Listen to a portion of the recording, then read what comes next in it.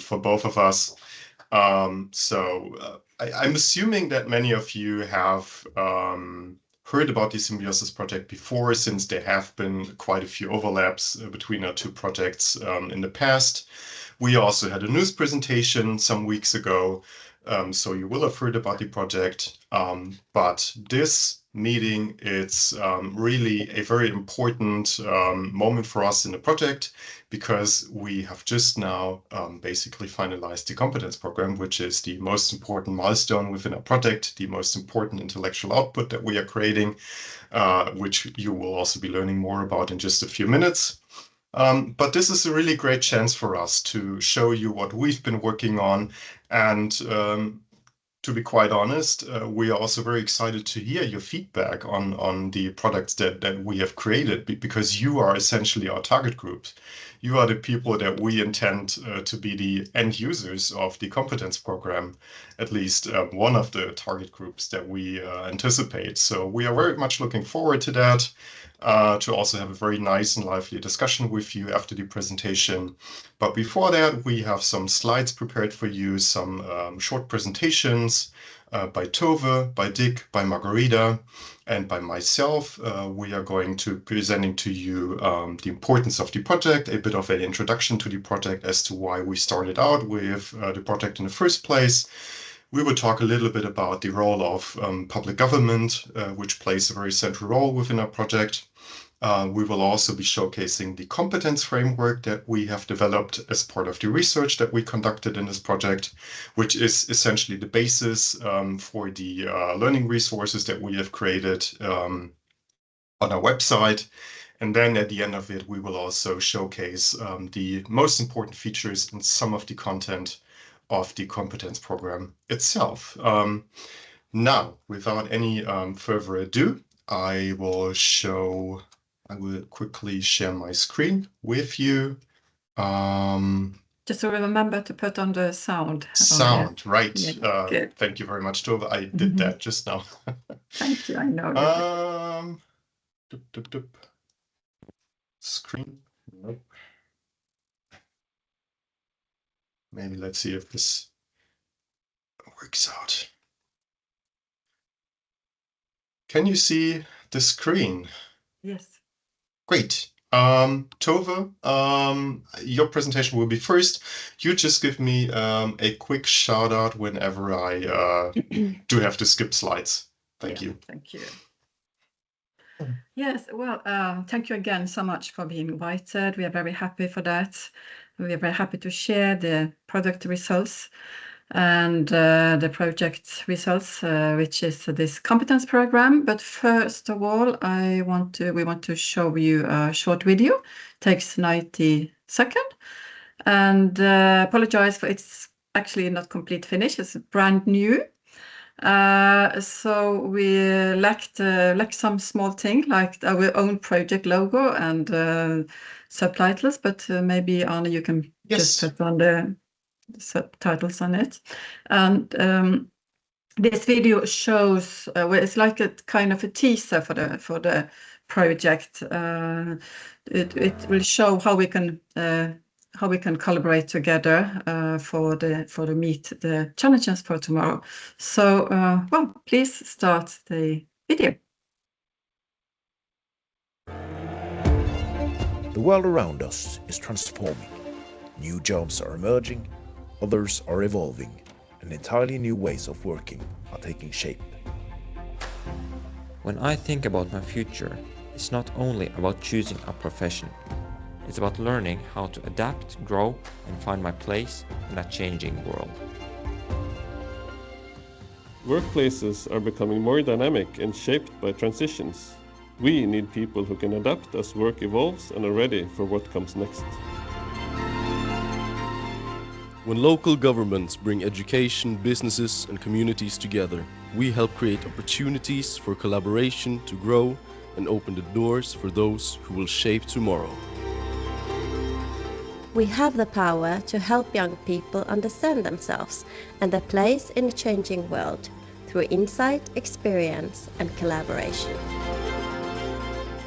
When I get to experience real challenges at work, I begin to understand what skills really matter. not just for today, but for the future. And that makes me feel more confident that I can adapt and make a change. We build the world ready for change through collaboration, learning, and the courage to think differently. Because we do not wait for the future, we shape it together.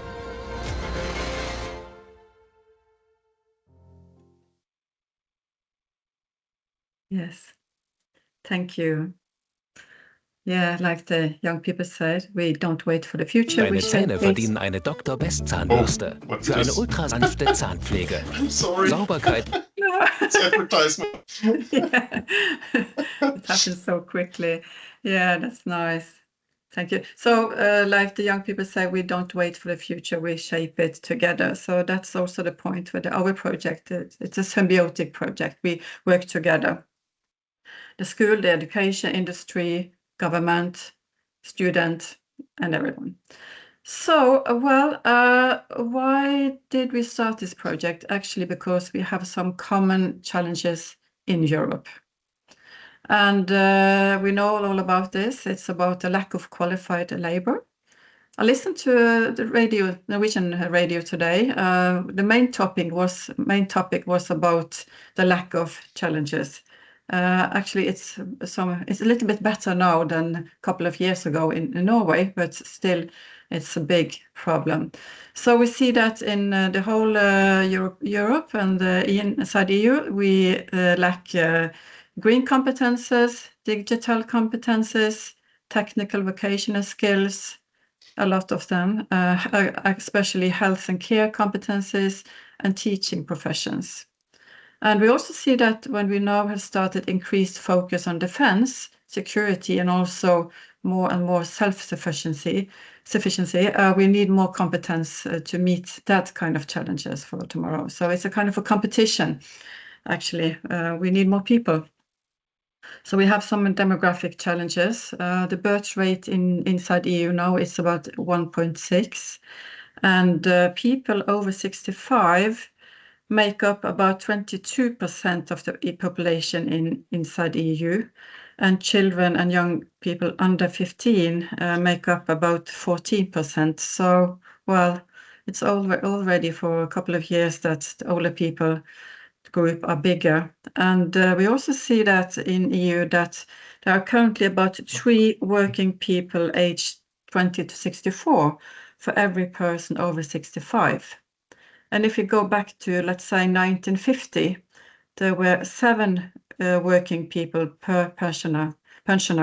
And in 2050, it's estimated to be only 2 working people per pensioner. So we have to do something, and we have to work together to meet this.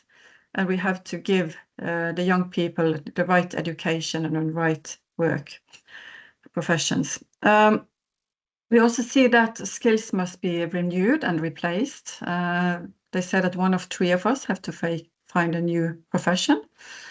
And many of today's professions will disappear, and most of tomorrow's professions haven't not yet been invented. We know all about all these new things about digitalization, robotization, AI specifically. So many changes will happen very fast, and we have to meet them. And we also have problems with dropouts and re-election in schools.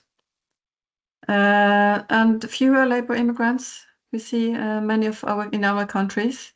That has been a big change last years, especially after the COVID. Okay, you can change on. So what about this project? Well, the overall goal of this Erasmus project is to offer young people relevant and in-demand education and work in the regions. We have to know what kind of education we need for tomorrow, and we have to inform our students about them. And we also want to offer businesses relevant and in-demand expertise in the regions, because we have to talk more together in collaboration. The schools has to offer what the businesses asking for in this big change situation. And the specific goal of this project has been to make a competence program. What's that? Yeah, we have made a toolbox with measures for structured cooperation between business, educational institutions, and students. And Arne will tell more about it and show the net page. But we have made for this project 24 specific modules and tools, which is for students, teachers, businesses, school owners, government, and more, to satisfy tomorrow's needs through structured collaboration. So I just wanted to give you an overview about this, and now you will get more specific information about it. And I hope you have some questions in the through this meeting, and please don't hesitate to raise hand and ask. So, well, thank you. Further on to Dick. Thank you, Tove.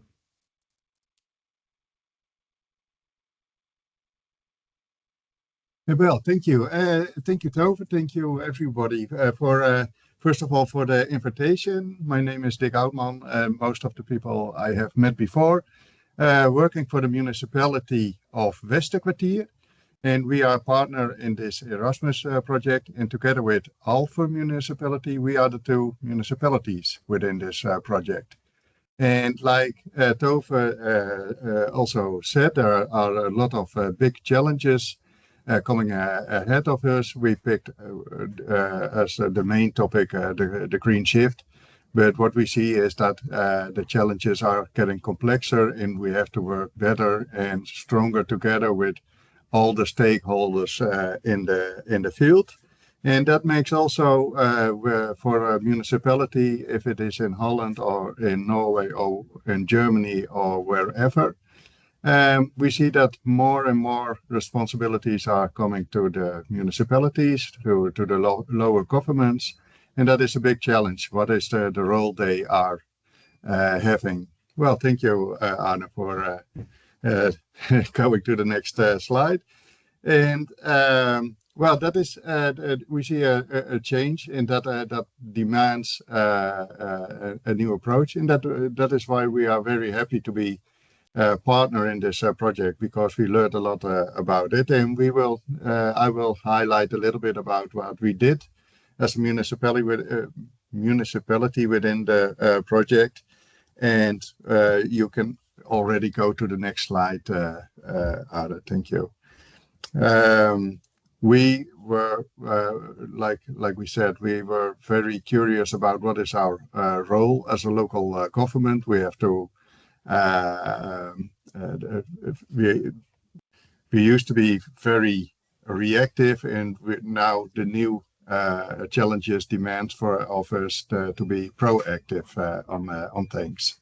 And what would we took a pilot project, and we call it Challenge 29. The northern part of Holland is very used for natural gas gaining, and that by the side, the negative effect of it was that we got a lot of earthquakes, and now as a sort of repayment, there is coming money to the northern part of Holland to build a new future. And one of the challenges is Challenge 29, and that is also connected to the green shift, and it is about insulating homes. But what we see is that we have to insulate 17,000 homes in the next 10 years, and that is a very big challenge. And what we see is that we don't have the people, we don't have the right match for the students and the companies. So there's a big challenge ahead of us. And at the same time, when the money and the possibilities are coming to the northern part of Holland, we also want to that the companies benefit of it, and education and everything. So what we see, the challenges and the barriers is that we already see that we don't have enough people, there is not enough training, and we see it also as a challenge to strengthen the bio-based products, but that is also a big challenge to find new business models in it. And what we also see is that lack of motivation of the homeowners to do the isolation. Can we go to the next sheet, please? Well, what I said, how did we approach the challenge 29? We decided to bring the stakeholders together and start with brainstorming together. What is the challenge? We mentioned the bottlenecks just a moment ago. And how can we find creative solutions? And how can we find each other in that traject? And we did it in several sessions. And we have to be honest that we started with within the municipality, because that is also the new role of the municipality is also that we work better together within the organization. And the next step was to go outside with all the stakeholders. And we came out with a lot of creative solutions, and we started. Can we go to the next sheet, Arne? And in the challenges we found that came out of these sessions was installation consultants were not professional trained. How can we make a stronger business case for bio-based products? The connection between education and the companies, there was a lack, and also new professions. There was a lack of that. Well, like I said, the homeowners, how do we get them also involved? And especially, what is the role of the municipality in this? And besides that, what are the skills needed to get there? We can go to the next one, Arne. Well, this is a short summary of what came out of the different sessions. And like I also already said, we focused on the role of the local government, the cooperation between the different stakeholders, and bringing people together, education, and companies bringing further. And what came out of it is that we looked very strong at the role of the local government. How should it be? What kind of role should we play in this whole? And at the same time, we also looked at innovation workplaces. But Margarita is going to tell something about that. And third of all, we looked at the skills necessary to fulfill the new role of the local government. We can go to the last sheet, Arne.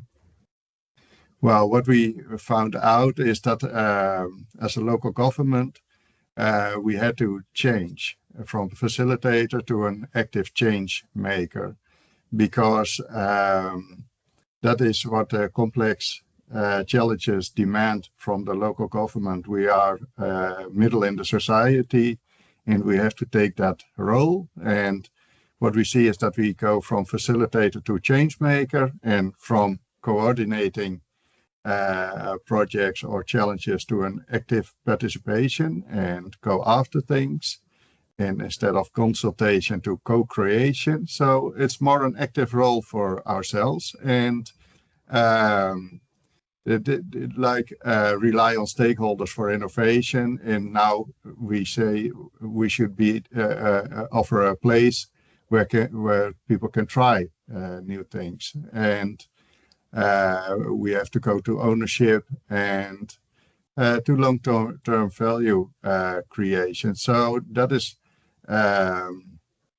what came out of this project, and what came out of our pilot. And I have to be honest, that is It starts with recognizing it, and it demands also a new way of working inside of the municipality, and also to find a new role in our environment. And that is a process. It is not that at the ending of this project we are already there, but it is a start. So that is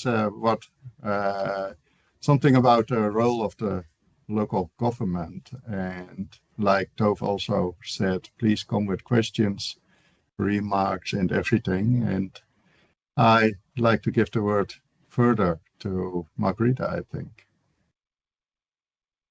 Yes, thank you. So I will be talking a little bit about the Enabling Transitions Competence Framework. So this is a result that emerged from the lessons we learned across the 3 regional pilots. So the one of them was the one that Dick just presented. And our central question here was what competences are needed to enable, navigate, and sustain green transitions at the regional level. And I'll particularly focus on the lessons learned from the pilots and then the competence framework. So what exactly does that entail and how should it be utilized in practice? Next slide, please. So the green transition, as we already established, Tove already gave a really good explanation about it, is changing the way that regions need to work, learn, and collaborate. And across Europe, regions have been asked to respond to major sustainability challenges. And one of the issues here is that it is identified that the skills and the capacities currently available in organizations, in regions, are not always matching what is needed actually to sustain and develop these transitions. There is also the clear identification that there's not only a technical skill gap, and especially that was also identified in the Challenge 29. What Dick has already explained, we had a shortage of skilled professionals for it. But what we also found is that there needs to be a bigger proficiency in the competences that relate to working together, making sense of complexity, and that help to turn ambitions or shared ambitions specifically into coordinated action to actually solve these issues that we've identified in the pilots. So yeah, as the regional pilots, we use the regional pilots as a starting point. Although the specific challenges in each pilot were different, we had installation, energy, and agriculture focus. They all reveal several common patterns as in terms of what they are facing as a bigger picture problem. And that was what I already mentioned, the shortage of skilled labor, a misalignment between education and the labor market needs, fragmented collaboration between sectors and actors within the region, and the difficulties to move from awareness of the problem to coordinated action and implementation. And this showed us that across the pilots, it is important to keep in mind the context-specific needs and the solutions that are needed for the context that they are facing. But there's also an underlying shared competence need.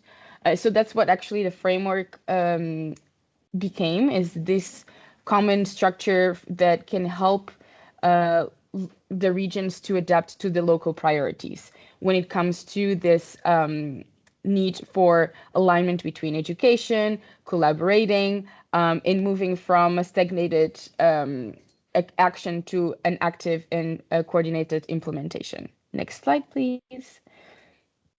So what exactly are the lessons that we learned from these pilots, and how does this then link to our competence framework? The first lesson was that green transitions require both individual and collective competences. So that means that not only the individuals need to be skilled, but also the organizations and systems around these individuals must be able to coordinate and support change. So they also need to have the conditions to enable their individuals to accelerate these transitions. One second, I'm just looking here at my notes, making sure I'm not missing anything. Yes, so for the second lesson, it is that many of the competences are transferable across regions. This is also what I just mentioned, specifically when it comes to collaboration, stakeholder engagement, education alignment, adaptive governance, and collective sense-making. These are things that are seen as a lack in all regions, and one of maybe of the biggest barriers from actually moving from the awareness and the idea that something needs to change to actually implementing this change in a holistic way. So the third lesson then is the competence development must remain adaptable to the local context. So this sounds a little bit maybe counterintuitive to what I just said on lesson 2, but it is really important to be able to prioritize the local green agenda and the regional needs, and to sort of shape and shift the focus that you have in this competence framework to better serve the needs of your region. Also depends on the type of stakeholders you have, how advanced they are in certain competences versus others. Maybe one region is really strong in collaboration and really weak on this maybe education alignment. So how exactly do you then adapt this competence framework to the local needs? So this is one of the most important lessons as well. The other lesson is that the greatest barrier for action and for real transition has been the fragmented action. So stakeholders and regional actors are working in silos and in isolation from each other. They're all working towards the same sort of outcome, but they are not collaborating. So it makes it really hard for this change to be aligned and sustainable. This is where the innovation workplace model helps a lot, which is really about bringing stakeholders together, setting a common agenda, and seeing how they can help each other to go towards that agenda. And the last lesson is that local governments and public actors also need transition competences themselves. So they play a big role, especially in the innovation workplace model, which is to gather and facilitate the stakeholders and the actors that are needed for the green transition that the region is facing. But they do need to move beyond the facilitation and be a more active stakeholder. So as what Dick already explained in his presentation as well, but that actually requires a set of competences that are still in development in these institutions, and that's specifically adaptive governance, being able to collectively set an agenda and have a very strong stakeholder engagement. So this actually led to our framework. If you could change the slide, Arne, which looks like this. It is divided in organizational capabilities and people and teams skills. So these are 2 dimensions to the framework, and they have to work together. You cannot have one without the other. That is one of the conclusions we came to as well. So while organizations and regional partners need the capacity to create direction, coordinate responsibilities, align education with the labor market needs, they also need to sustain collaboration. But at the same time, the individuals that are part of these organizations need the skills to work within the environments, to collaborate across disciplines, interpret complex challenges, and facilitate dialogues between each other. So this means that they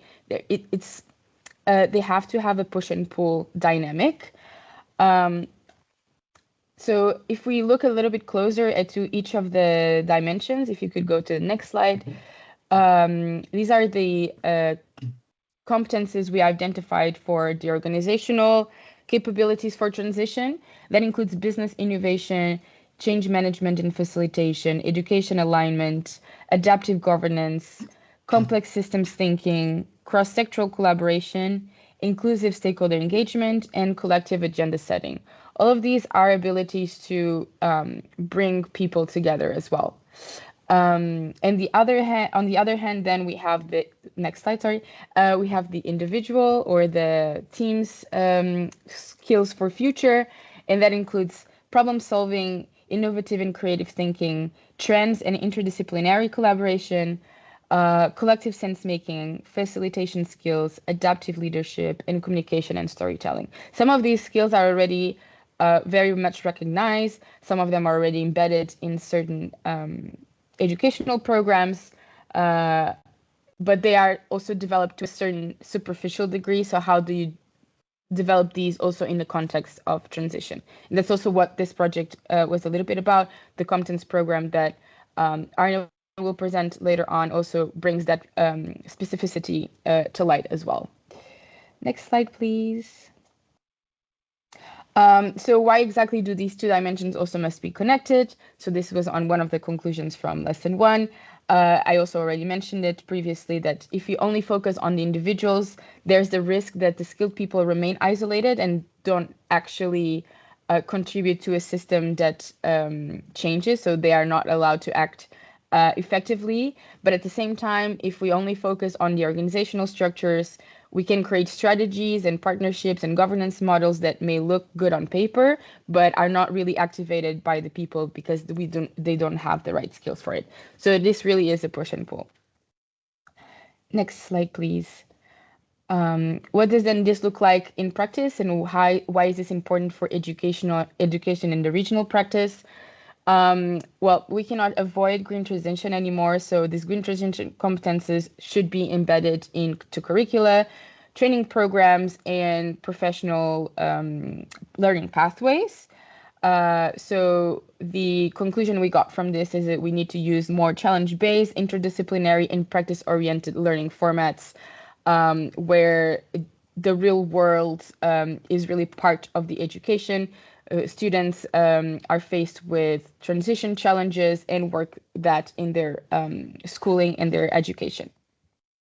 On the other hand, for the regional practice, this can include all kinds of stakeholders in the region, from companies to local governments, organizations, etc. The framework can help them to assess their current competence gaps. So they can look at this competence like, okay, are we equipped with these skills? Is there anything that we need to prioritize in our development?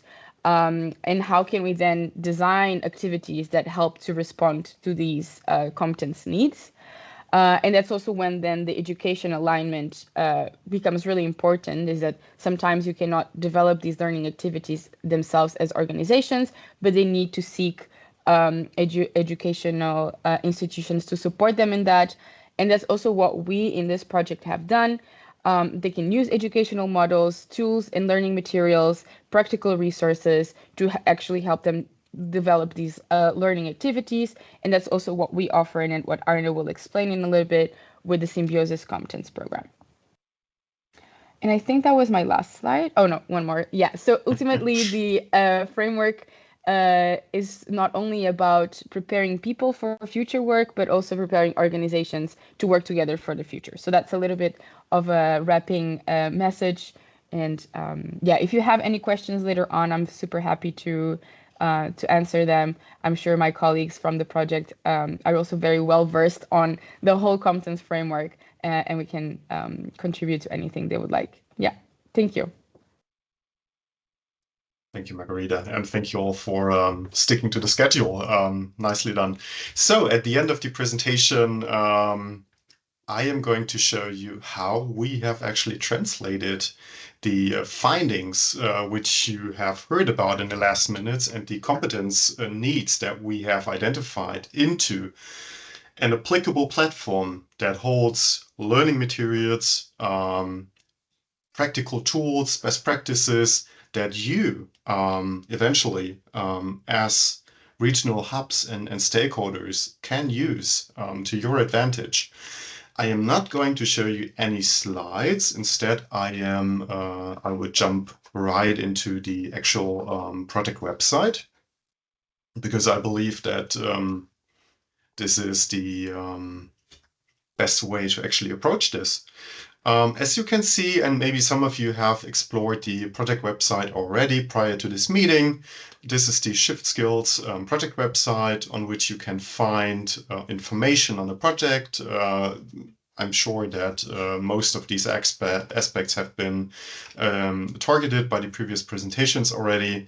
You were able to read up a little bit on project results, why we have established this European partnership in the first place. But the key feature, which I will be talking about in the next couple of minutes, is this competence program, and it is fully available at this point already. That is also why we do encourage you to take a look at this if you haven't done so already. It's fully available. There is no restrictions, no barriers to it. It's the resources that you will see in the next couple of minutes. They are fully available at this point already. They are at your disposal. As you can see, we start out with a little title and some descriptions as to why we believe this competence program to be important. And some of these things we have mentioned already, but I will just go through it again very quickly so that you get the idea of it. What we do offer on this platform is e-learning courses, practical tools, and they are designed to empower education, industry, and local governments. That is very important to stress, that we are targeting all of these 3 target groups at the same time to shape a resilient future together. And that is, in these words, you can already see that these tools are designed very much to enable collaboration, to break out of silos, as Margarita has mentioned in her presentation, and to develop competencies that allow regional stakeholders to collaborate and to tackle complex challenges. If you scroll a bit down here, you will see that we have designed these this section within the competence program in which you're able to explore tailored learning nuggets and tools designed to support competence development. We have subdivided this into different entry points because we do believe that these target groups, even though there are quite significant overlaps, they have different starting points and also different needs as to why they would approach these learning resources and collaborative tools in the first place.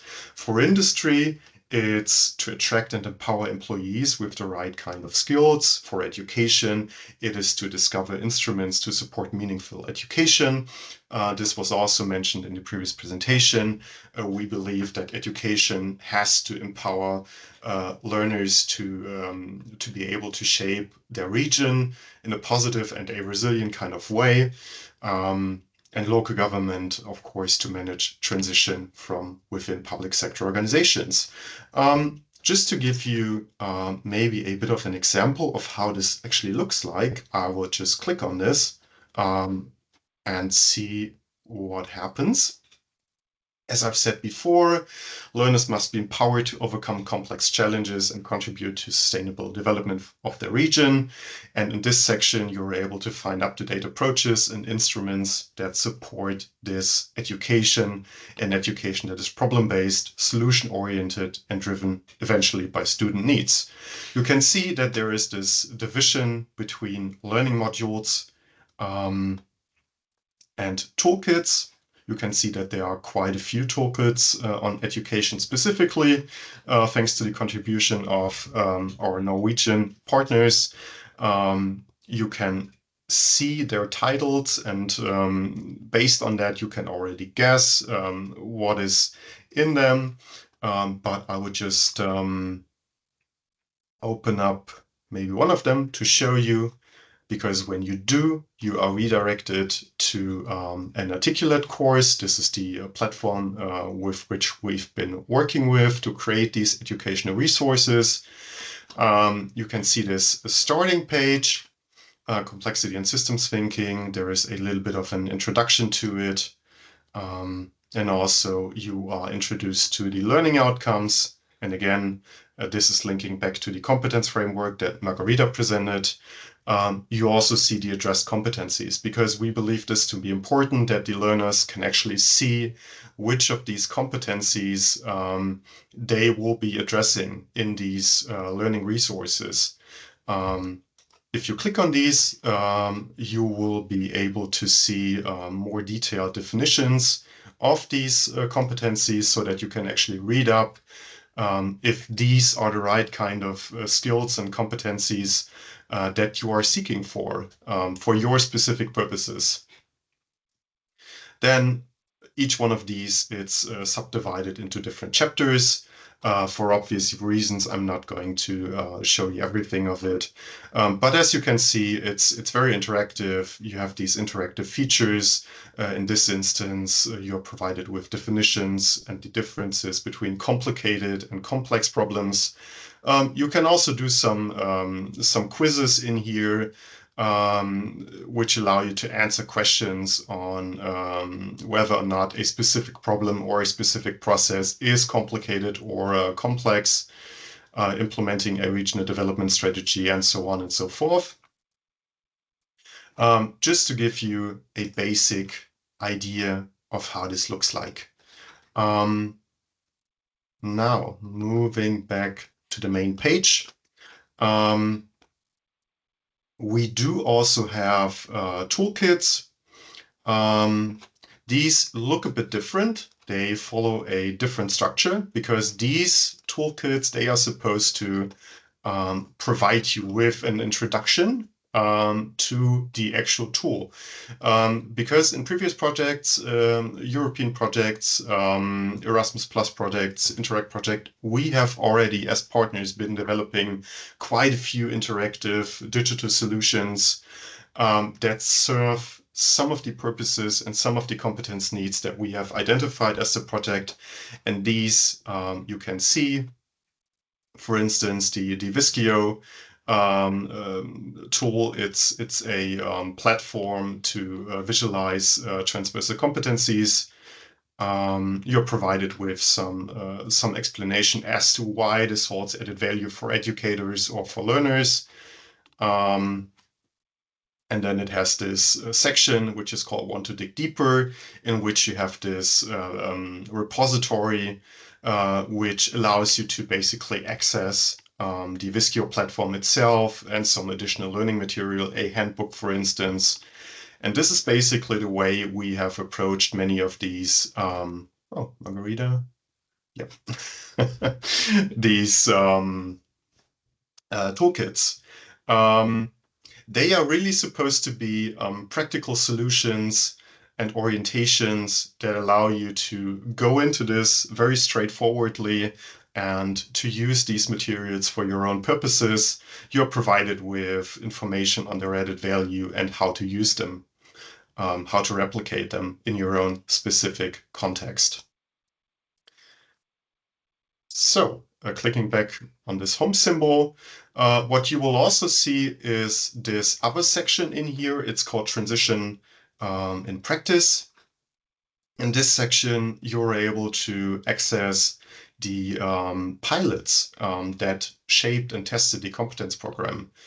You have heard about the Dutch pilot already, but you're also able to read up on the Norwegian and the German pilot in here.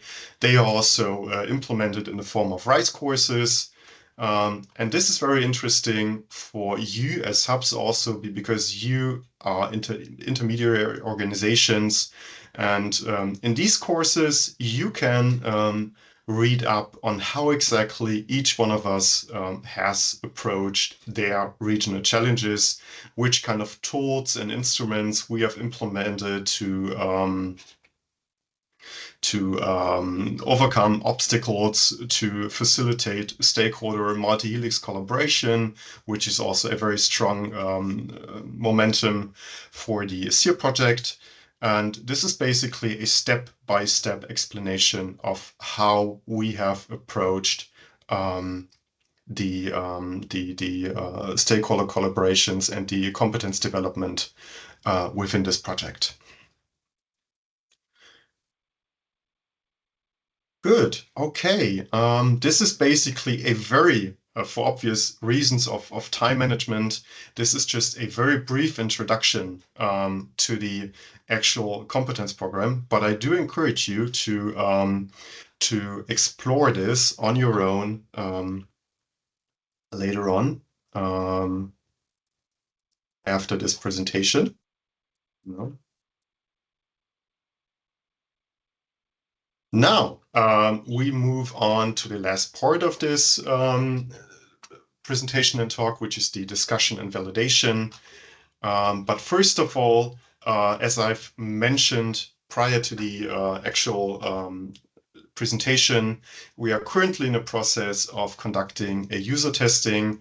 We are testing both the content dimension and the technical dimension. I have included both QR codes and links to the Google Docs document in which I have uploaded the questionnaires for this user testing. And I very much would like you, invite you to participate in these.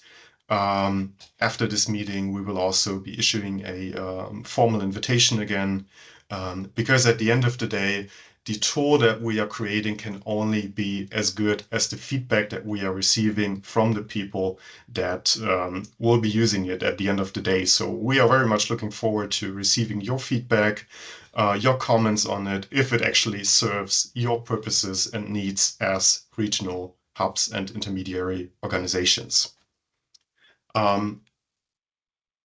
Okay, that was my part of the presentation, and this also concludes the presentation. So now we can move on with the discussion. So first of all, let me say thank you very much, both to my project partners and also for you to paying attention to our presentation. But before I actually open up with the questions that I do see on this screen, I would just like to open up the floor for general questions, comments, feedback, remarks. The stage is yours.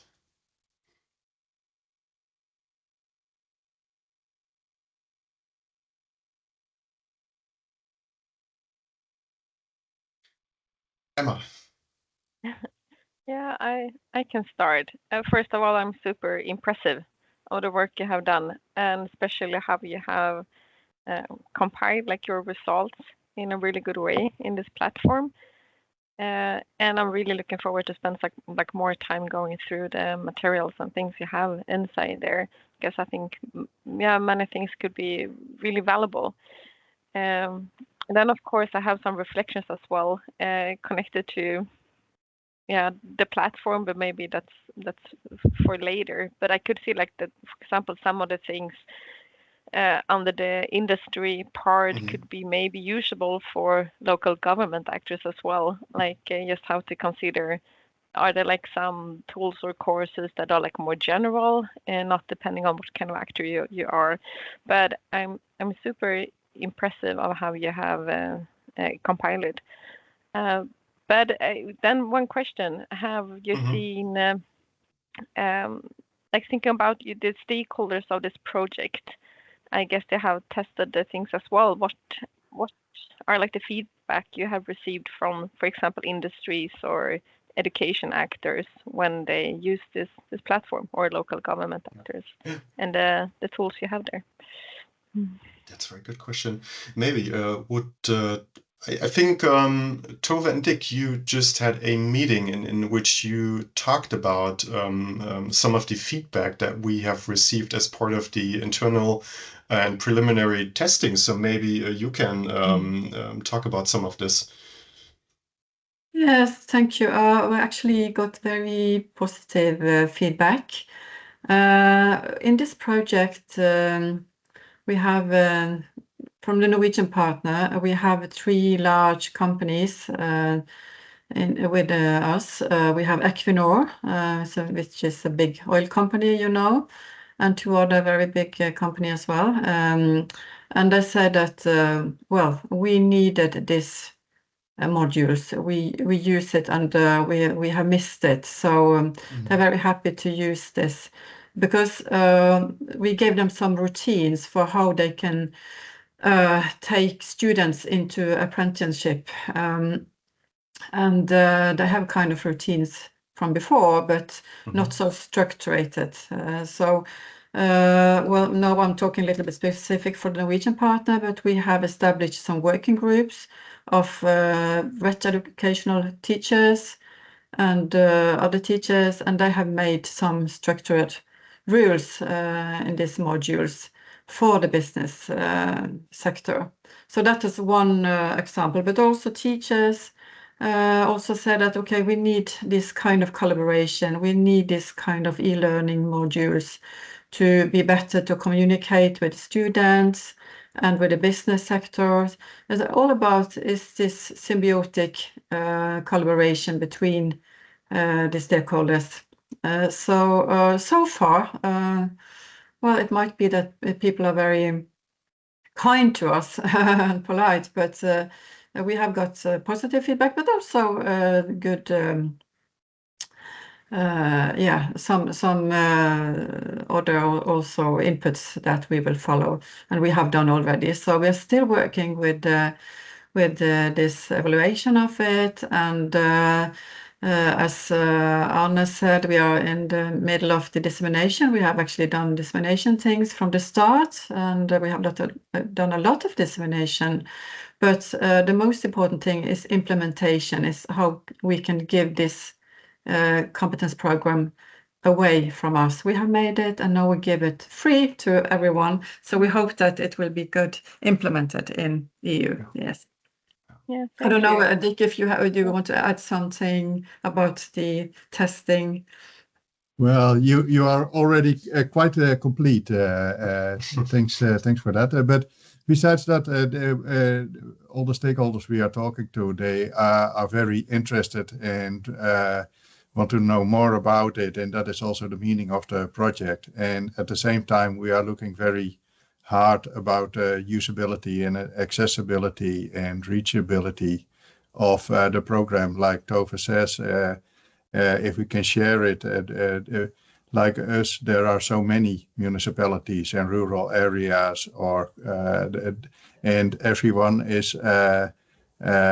knows about the importance of working together as stakeholders, and we have to find each other. And I think the tools we are creating and have created are very usable to it. So the responses we got so far are very positive, and like Tove also says, is that we are still in looking for feedback. We are questioning people around us for the usability of the program, and use those outcomes as input to finalize the program.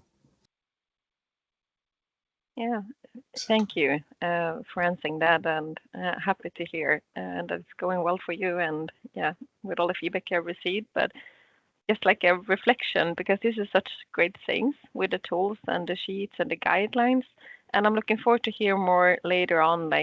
Now we talked about implementation. We have a lot of local, smaller businesses here where the tools could be really valuable.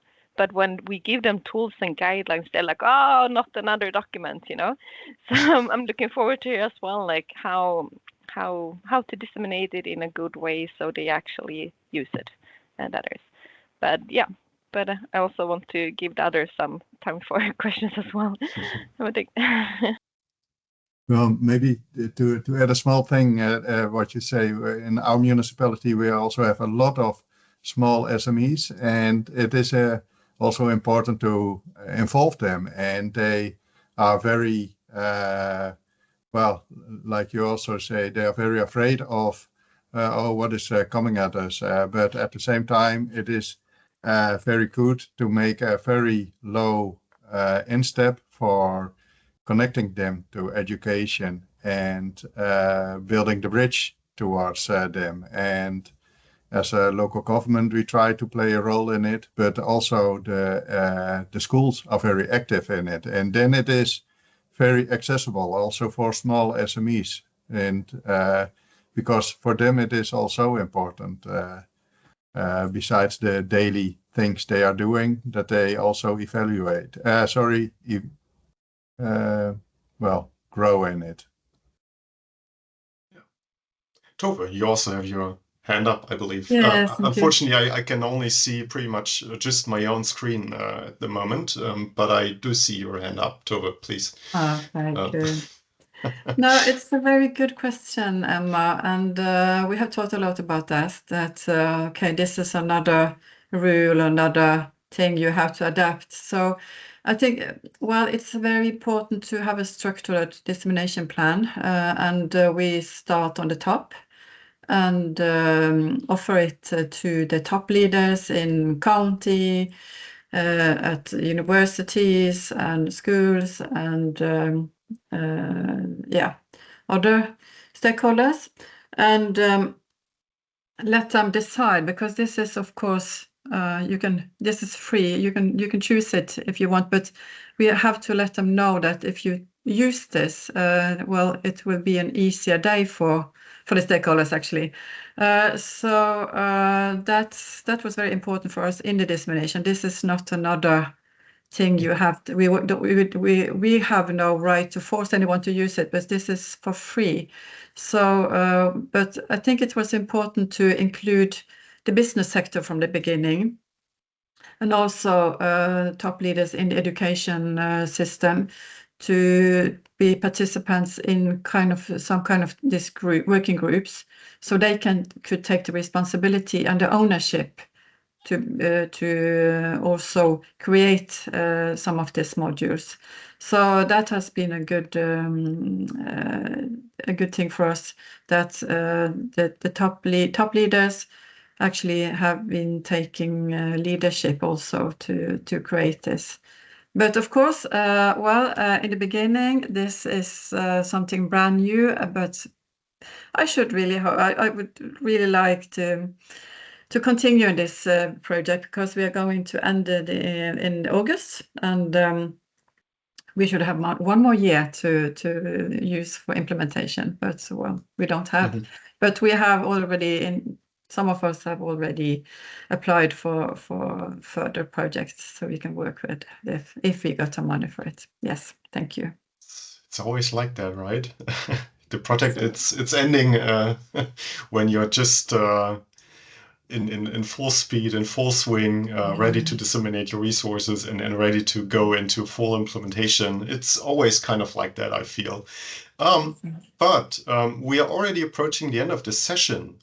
Still, I would like to use maybe the last 2 minutes to just ask one final question. Based on what you have seen and heard today, I know that this is only this has been only a limited input into the actual resources of the competence program due to reasons of time, of course. But do you believe all of this to be relevant for your hub and your daily work? And if so, can you imagine integrating and using the program's resources in your work? That is something that I would be curious about personally, if how you feel about this. You don't have to, I mean, it's only, we only still have 1 more minute or so. If, Michael. Yeah. First of all, just to confirm the relevance also for our hub, of course, we recognize all the challenges. We recognize the complexity, so of course we are also interested in finding tools that can help us approaching some of these challenges around demography and labor force and all this. What I kind of think a little about is maybe also a little related to the industry section. And that's, of course, because this is at least one of the areas where we have a little experience also working with the local businesses. I think, first of all, we already now see that the larger companies, they are already focused on this. So I think they will have a rather low step into this and will be able to use some of the tools straight away. But again, just to connect to this issue about the SMEs, I think we will have a lot of challenges. First of all, because at least from our experience, many of our smaller SMEs, they are really not aware what kind of skill they need. And maybe that's an aspect. Now I have to admit I haven't been deep into your platform, but that could maybe be a missing element. How to help and support smaller businesses to be better at identifying what skills they actually need. Very often we see they just copy paste, so they look for the same skills that they already have and maybe had for generations. They have this more conservative approach to what they are doing. That is a great they would need some help to a support instrument that allows especially SMEs and also small-scale organizations to identify in the first place what kind of challenges they are facing and what kind of skills they need. A support mechanism for that. Yeah, that's a very good point. We maybe have to think about that. Thank you, Michael. Guillaume, your hand is also up. I think that should be the last comment or discussion point for today, but I'm happy to hear what you have to say. A French word to conclude. Thank you very much for the presentation. Yes, so Guillaume, I'm from France, in a small rural city, and as you said, it's not only a lack of technical competencies, but we need I would say, a change of mindset, and especially in a small rural city. And I think that I was thinking, listening to your presentation, is the framework is of course relevant for the hub here in Louvigné, maybe as a leverage for the elected officials to make a step towards a change of mindset. I don't know if I'm really clear about it, but this tool I could use this tool, first of all, to present it to the elected officials, to say, hey, you see, we are not alone. So we tackle the same challenges, and we have this tool right now. And I think that could be a leverage, to try to make a step towards a change of mindset. That's very important here in the city where I work from. That's so it's a very, very good point and a very great tool. Yeah. Thank you. Thank you. Okay. We are now approaching the end of the session. I will close my screen and stop sharing, and go back to the main page here. Thank you so much for being part of this presentation. As I've said before, this is very important for us because we believe that you are one of the essential target groups of this competence program, of this project. And that is also why I do invite you again to further support us by participating in the user testing that we are currently rolling out. I will make sure to send you the links to the documents and also the link to the competence program itself again after this presentation. And I would really appreciate if some of you could take the time to provide us with your feedback, or just come back to us, writing us emails if you do see the need to further exchange on ideas and to connect further. That would also be very much appreciated. Because at the end of the day, we do believe that there are quite a few synergies between these two projects. And thank you very much again for this great opportunity. Yeah, thank you so much. Thank you very much. Thank you.